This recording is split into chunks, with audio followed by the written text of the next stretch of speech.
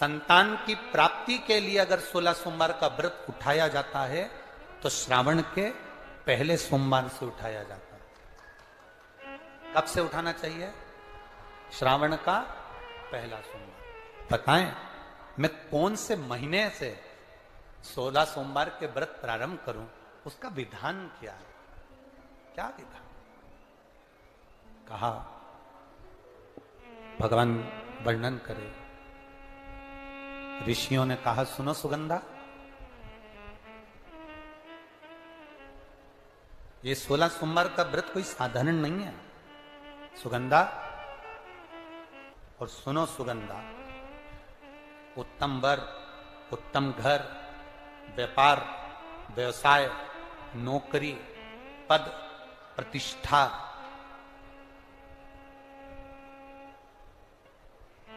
के लिए अगर हमें व्रत करना है तो मार्गशीर्ष मास का पहला सोमवार से इस व्रत को प्रारंभ कर देना चाहिए। मार्गशीर्ष मास का पहला जो सोमवार हो उसमें इस व्रत को प्रारंभ कर लो। और सुनो सुगंधा, ये व्रत दोपहर के तीसरा जो पहर हो प्रदोष काल, उस प्रदोष काल के समय पर आप इस शिवलिंग की पूजन अपने घर में पार्थिव बनाकर स्मरण कर कर भगवान देव अधिदेव महादेव के लिए प्रसाद तैयार कर कर, आप जिस भाव से भगवान शंकर का आटा सेक कर या चूरमा बनाकर या मलिदा बनाकर जो भी आप बना रहे हैं, उससे 3 हिस्से प्रसाद के इस 16 सोमवार के व्रत में भी होते हैं। कितने हिस्से होते हैं? 3 हिस्से। पशुपति व्रत में 16 सोमवार के व्रत में एक अंतर भारी है। पशुपति व्रत में 2 हिस्से मंदिर में रह जाते हैं, एक हिस्सा अपने साथ आता है और स्वयं को खाना पड़ता है।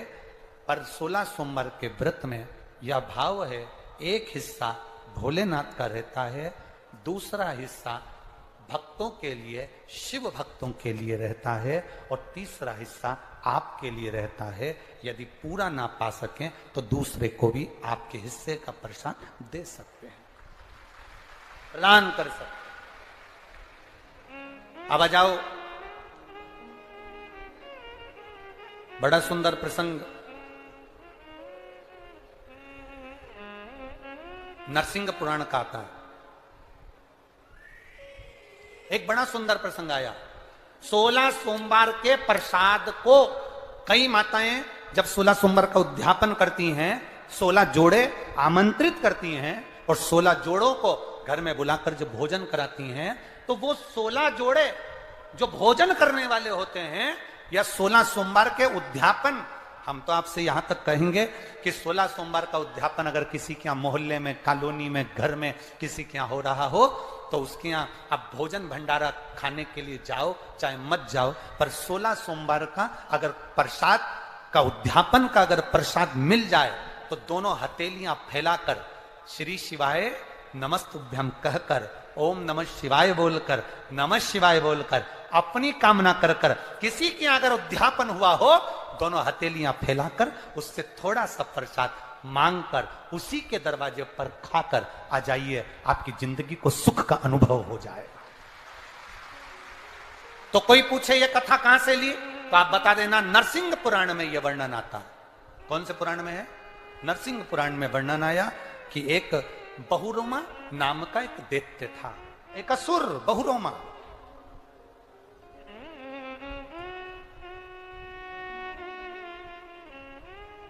एक बार बहुरोमा नामक का ये दैत्य या असुर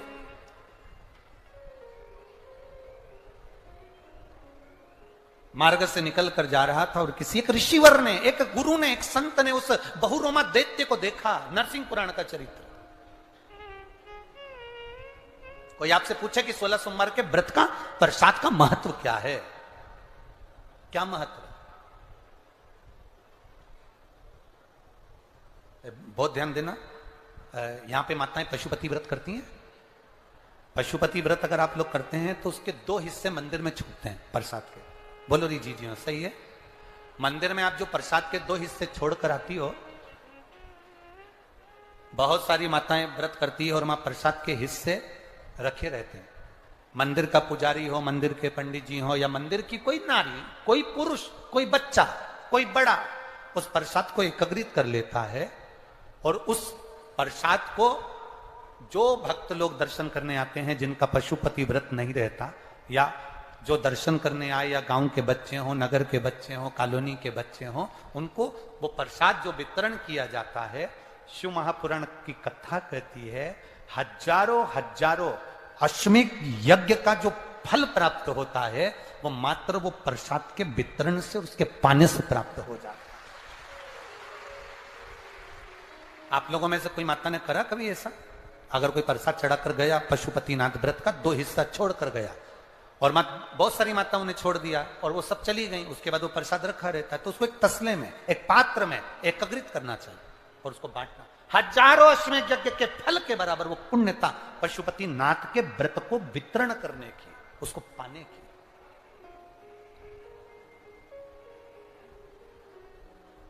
संतान की प्राप्ति के लिए अगर 16 सोमवार का व्रत उठाया जाता है तो श्रावण के पहले सोमवार से उठाया जाता है।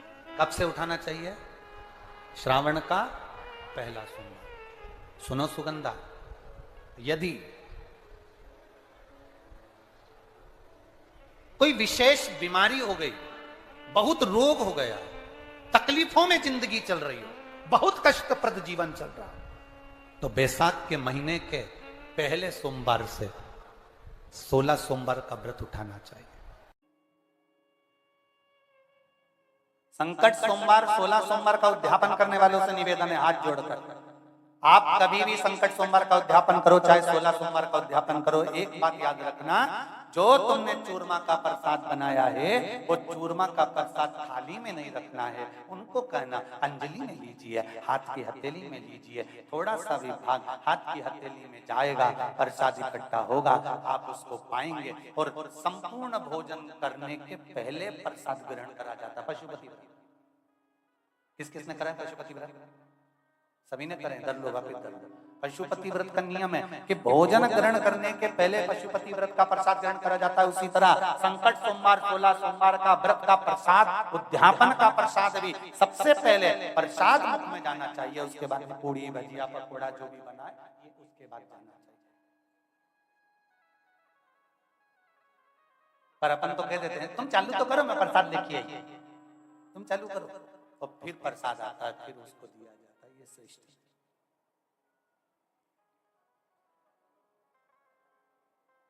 पुनर्जन्म, पुनर्जन्म।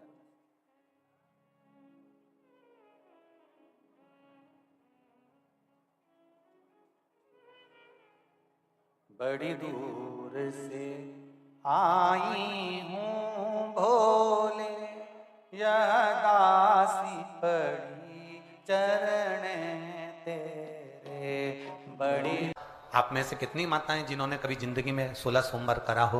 हाथ उठाओ जरा, करें 16 सोमवार किन किन ने करे? जरा हाथ उठाओ तो। हाँ दिख गया, ठीक है, ठीक है। और जितने लोग आस्था चैनल पर सुन रहे हैं, जितने लोग फेसबुक यूट्यूब पर कथा सुन रहे हैं, जितने लोग इस पवित्र भूमि पर छिंदवाड़ा की पावन शिव महापुराण की कथा श्रवण कर रहे हैं, हम आपसे पूछना चाहें, आपने 16 सोमवार का व्रत करा, 16 सोमवार का उद्यापन करा, 16 सोमवार का नियम लिया, 16 सोमवार की पोथी पढ़ी, 16 सोमवार की कथा पढ़ी, 16 सोमवार पे चूरमा बनाया, किसी ने 3-3 बार व्रत करा, किसी ने बेलपत्री का करा, किसी ने चूरमे का करा, किसी ने मिश्री का करा। बोलो सही है? करा लोगों ने। पर जितने लोग आस्था चैनल पर कथा सुन रहे हैं, और जितने लोग इस फेसबुक यूट्यूब पर कथा सुन रहे हैं, और जितने छिंदवाड़ा की पवित्र भूमि पर कथा सुन रहे हैं, हम इनसे पूछना चाहते हैं,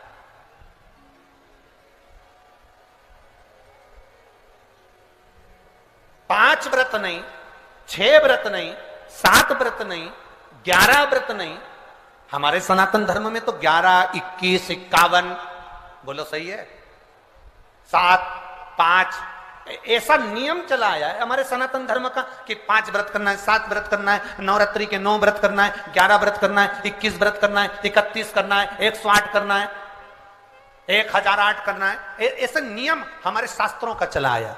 फिर आखिर 5 व्रत नहीं, 7 व्रत नहीं, 6 व्रत नहीं, 4 व्रत नहीं, 3 व्रत नहीं, 16 व्रत का नियम कहां से आया? 16 व्रत ही क्यों? 15 नहीं, 14 नहीं, 13 नहीं, 12 नहीं, 11 नहीं, कितने? 16। ये 16 व्रत का नियम कैसे? ये कहां से आ गया 16 व्रत का नियम? कोई आपसे पूछ सकता है, आपके घर के बच्चे कह सकते हैं, मम्मी ओ माँ क्या कर रही हो? मैंने कहा बेटा मैंने 16 सोमवार के व्रत उठाए। 16 सोमवार के व्रत उठाए? हाँ। क्या करती है उसमें? बेटा शाम के समय जब तीसरा पहर होता है, प्रदोष काल होता है, प्रदोष का जो समय होता है, शाम का जो समय होता है, उस शाम के समय पर हम 16 सोमवार का पूजन करते हैं। शिव जी का शिवलिंग का निर्माण करना या शंकर भगवान का शिवलिंग में उसकी पूजन अर्चना करना, उसका निर्माण करना और पूजन करके जो भी चीज से हमने सोमवार करे हैं, जो 16 सोमवार के प्रथम सोमवार में चूरमे से करो, चाहे तुम बेलपत्री से करो, चाहे तुम मिश्री से करो, जिससे तुम पहला व्रत करोगे, 16 की 16 व्रत उसी चीज से होंगे, उसी प्रसाद से होंगे। तो बच्चे कहेंगे मां ये 16 व्रत का विधान कहां से आया, 16 व्रत का नियम कहां से आया? आपके बच्चे पूछ सकते हैं, आपसे पूछेंगे, आपके बच्चे आपसे पूछेंगे कि ये 16 व्रत का विधान कहां से आया, 16 व्रत का नियम कहां से? तब आपको बताना है। अवंतिकापुरी उज्जैनी में एक कन्या रहती थी जिसका नाम सुगंधा था। बड़े ध्यान से सुनना, 16 सोमवार के व्रत तो आपने बहुत करे हैं, पर 16 सोमवार में 16 सोमवार का नियम कहां से आया?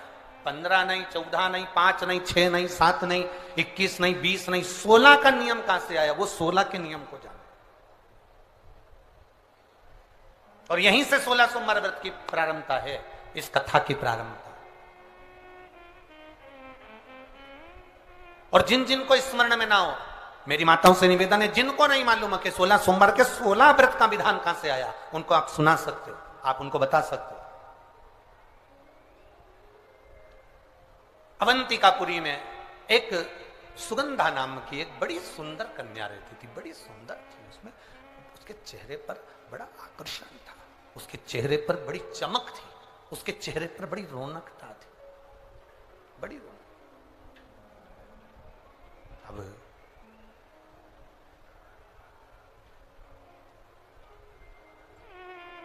उसकी माता, सुगंधा की जो मां थी, सुगंधा जो कन्या थी, उसकी जो माता थी जिसका नाम रेणुका था, वो रेणुका एक काम बड़ा विचित्र करती थी। किसी भी देवालय में जाती थी, किसी तीर्थ में जाती थी, किसी मंदिर में जाती थी, किसी शिवालय में जाती थी, किसी तीर्थ स्थान पर जाती थी, पुष्प साथ में ले जाए ना ले जाए, प्रसाद साथ में ले जाए ना ले जाए, सोना चांदी दान करने के लिए ले जाए ना ले जाए, पैसा धेला कहीं चढ़ाने ले जाए ना ले जाए, वो एक इत्र की शीशी में रुई को भिंगोकर एक डब्बी में भरकर लेकर जाती थी। और उसका नियम था वो रेणुका का कि वो रुई, वो कपास, वो जो इत्र लगा हुआ, जो पदार्थ, जो इत्र लगी हुई जो रुई है, उस रुई को, उस कपास को भगवान के दरवाजे पर, चौखट पर उसको लगा कर आती थी। ये रेणुका का नियम था, ये सुगंधा की मां का नियम था। नियम हमारी जिंदगी में हम जो लेते हैं, वो नियम हमारे लिए सिद्धता देता है। आप में से कई माताएं ऐसी बैठी होंगी जिन्होंने नियम लिया होगा कि मैं शिव जी के मंदिर में जब भी जाऊंगी, मैं देवाधिदेव महादेव के मंदिर में जब भी जाऊंगी, मैं शंकर भगवान के मंदिर में जब भी पहुंचूंगी तो वहां झाड़ू लगा दूंगी, वहां पोछा लगा दूंगी। बैठी हैं ऐसी माताएं यहाँ पर जो मंदिर में जाकर कभी झाड़ू पोछा लगा देती हो, है? तो आप जाकर शिव के मंदिर में बुआरी लगा रहे हो, झाड़ू लगा रहे हो, पोछा लगा रहे हो, या जो बहुत सारे दिए लोग लगाकर चले जाते हैं, जलाकर चले जाते हैं, दिए ठंडे हो जाते हैं, उन दियों को भरकर एक डलिया में, एक खोके में, एक जगह पर ले जाकर आप रख देते हो, उसका पुण्य कितना है? शिव महापुराण की कथा करी, कितना पुण्य। गुरु नानक देव जी ने तो अपने शिष्य वाले से कहा था, गुरु नानक देव जी अपने शिष्य से कहते हैं, संत शिरोमणि में भी शिरोमणि परम पूज्य गुरु नानक देव जी अपने शिष्य बाले से कहते हैं, बाले सुन, भंडारा करने वाला भंडारा करे, लंगर करने वाला लंगर करे, चखने वाला चखे, करने वाला करे। अगर भूलवश भी बाले, अगर कोई भूलवश भी उस लंगर के स्थान पर से मात्र एक गीला कपड़ा कर कर, एक पोछा कर कर, एक बुआरी सवारनी कर कर अगर निकल भी जाता है तो वो अपनी जिंदगी के कई दुखों को समाप्त कर जाता है। गुरु नानक देव जी कह रहे हैं बाले से।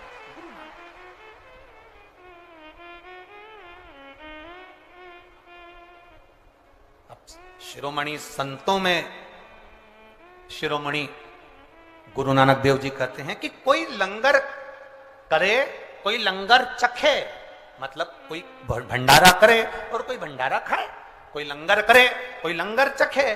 अगर वो चखने वाला भी उठकर चले गया और वहां पर से आप अगर निकल कर जा रहे हो और आपने अगर मात्र वहां सवारनी से आपने मात्र झाड़ू भी लगा दी, पोछा भी लगा दिया, उसको कहीं ना कहीं किसी ना किसी रूप में आपने सेवा कर दी, तो उस सेवा का फल क्या है? तो गुरु नानक देव जी कहते हैं उसका फल यह है कि आपकी जिंदगी में जितने जितने दुख, जितनी जितनी तकलीफें, आपकी जिंदगी में जितना जितना कष्ट, आपके जीवन में जितना जितना रोग, जितनी जितनी तकलीफें आपके जीवन में आ रही होती हैं, वो सारी की सारी तकलीफें अपने आप समाप्त होती चली जाती है, अपने आप समाप्त हो।